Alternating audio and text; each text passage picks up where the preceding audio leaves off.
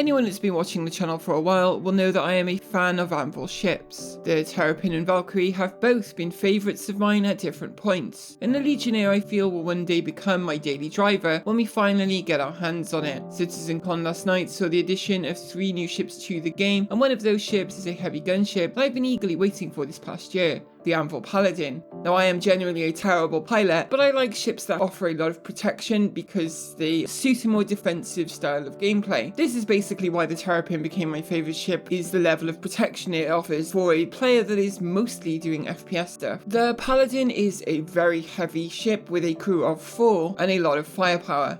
And as I got my first look at it, it was bigger than I expected. Look at this thing.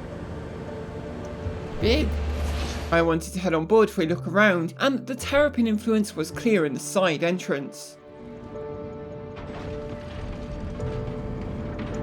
Damn, I like that. Wow.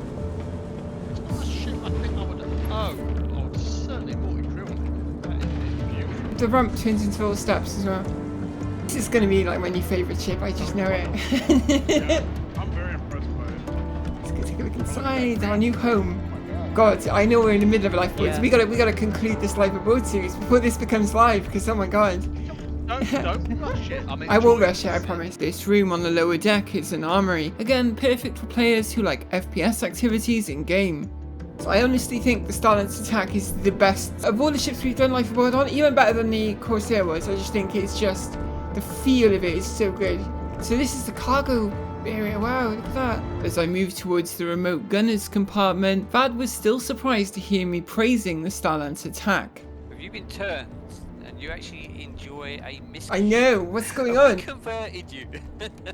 The lower section of the cockpit is for the remote turret gunners, with the pilot and co-pilot seated above in a separate compartment. I'll have a max as well. I would have a max as well, but I wouldn't. If I had to only have one, it would be a goddamn tack. Oh, look at the little seating area. Damn, I love that. Wow. Like a little cubby for the... Cozy. Yeah. Oh.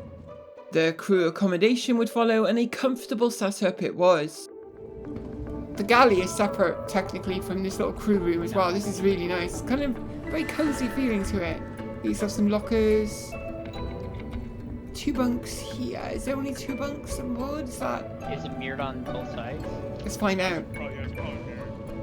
That's a lot more space than most ships give crew. Yep. Yeah, it is mirrored. Yeah, I'm surprised. Like, this is like a comfortable living arrangement, but this is pretty decent. I guess it is supposed to be a deep space escort ship, so you need pretty nice like areas to live.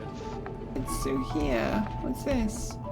This is it's engineering. Engineering. Okay, so this is the components. I get it. Yeah. Oh, look at this.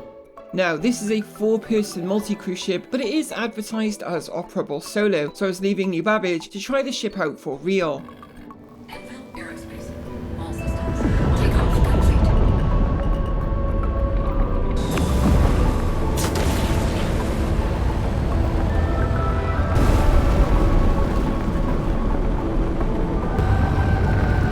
On the way, Vlad would remind me this ship has canopy armor.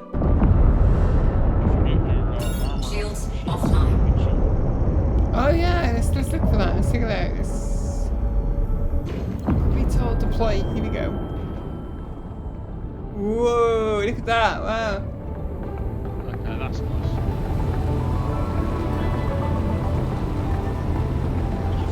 Again, I am a novice pilot, and this entry-level training mission, while not a match for the ship, might be a match for my skill level. Hey, rookie. Thanks for signing up for my combat pilot training course. Just to introduce myself, I'm Lucas Baramsky, but my students call me Gills, the motor skills. Special training course. We treat them like normal Traffic is now. Alright.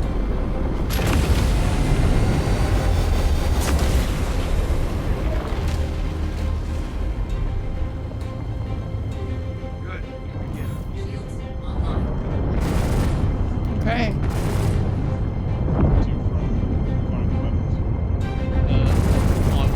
The ship does handle very sluggishly, as you would expect, but the first target, a cutter, was relatively easy to get into the sights, even without gimballing the weapons.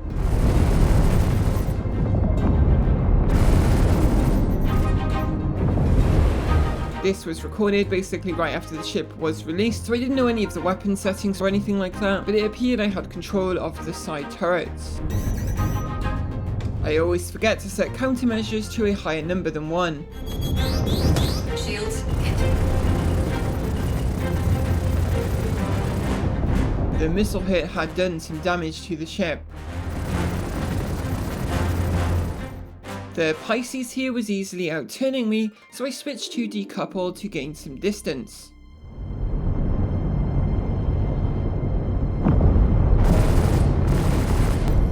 Ah, shit! They're all over me!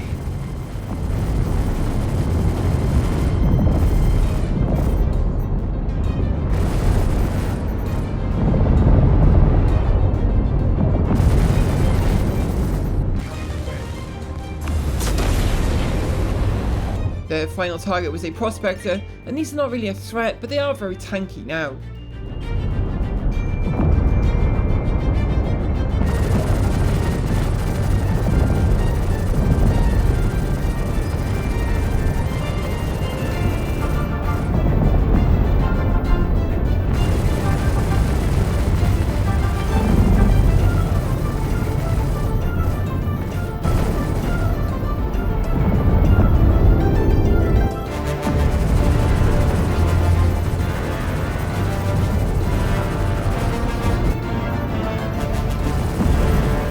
That's it.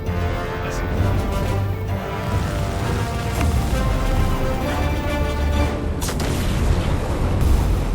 So I have to say that this ship feels very much worth the wait. Again, I know it is actually a 4-person multi-crew ship, so we really need to go out and try it with a full crew, but even as a solo ship, I am already in love with it. You guys know the Terrapin has been my favourite for a while, and before that the Valkyrie, so I do have a history with Anvil ships, but I could easily see this being a daily driver for me, and let's just say we might be living aboard it real soon. As always, I want to thank all of you at home for watching, and all of our very generous patrons that you can see on screen right now. These very generous people keep the channel going with their support, and I just want to thank each and every one of them for choosing to support the channel. Thank you all so much.